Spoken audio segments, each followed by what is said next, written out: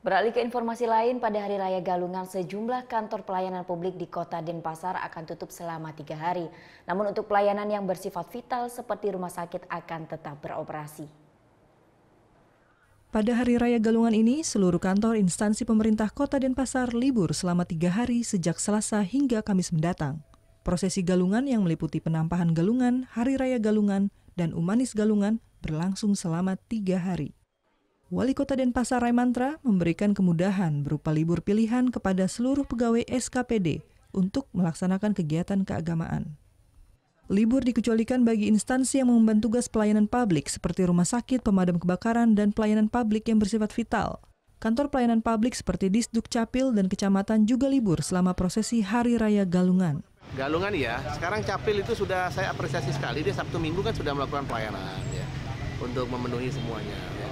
Tapi untuk Galungan ya mereka ya kita berikan dispensasi dia dulu untuk merayakan Hari Raya Galungan dulu. Nanti setelah itu mereka kembali juga untuk Sabtu Minggu ya, Sabtu Minggu untuk kembali lagi untuk melayani. Seluruh kantor pelayanan publik di Kota Denpasar akan buka kembali pada Jumat mendatang.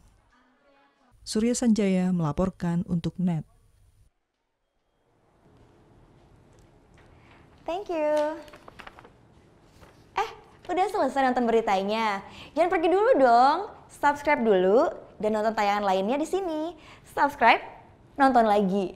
Subscribe, nonton lagi.